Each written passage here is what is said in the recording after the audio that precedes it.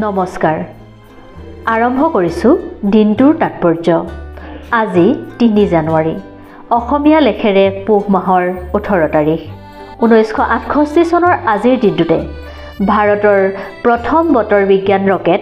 মেনকাৰ প্ৰথম পৰীক্ষণ কৰা হৈছিল ২০০৪ চনৰ আজিৰ দিনটোতে নাছাৰ স্পিৰিট নামৰ যানখনে মঙ্গল গ্ৰহত অৱতৰণ কৰিছিল ১৮৩১ চনৰ আজিৰ দিনটোতে ভাৰতীয় সমাজ সংস্কাৰক আৰু কবি সাবিত্ৰীবাই জ্যোতিৰাও ফুলেৰ জন্ম হৈছিল ১৯২৭ চনৰ আজিৰ দিনটোতে ওড়িশাৰ প্ৰাক্তন মুখ্যমন্ত্ৰী তথা অসমৰ প্ৰাক্তন ৰাজ্যপাল জানকী বল্লভ পাটনায়কৰ জন্ম হৈছিল ২০০৩ চনৰ আজিৰ দিনটোতে ভাৰতীয় গণিতজ্ঞ তথা মহাকাশ অভিযন্তা সতীশ ধৱনৰ মৃত্যু হৈছিল ২০০৬ চনৰ আজিৰ দিনটোতেই গুগলে ইউটিউবক স্বীকৃতি দিয়ে ১৯২০ চনৰ আজিৰ দিনটোতেই আলিগড়ৰ এংলো অৰিয়েণ্টেল কলেজ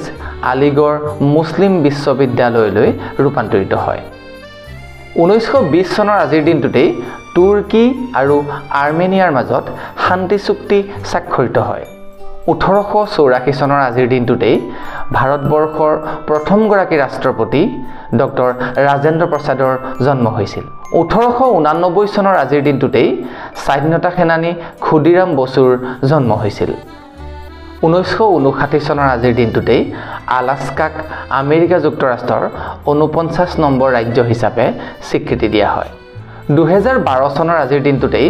শান্তিৰ নোবেল বঁটা বিজয়ী পাকিস্তানৰ মালালা ইউছুফজাইৰ ওপৰত সন্ত্ৰাসবাদীয়ে গুলীবৰ্ষণ কৰে যদিও তেওঁ কথম্পি ৰক্ষা পৰে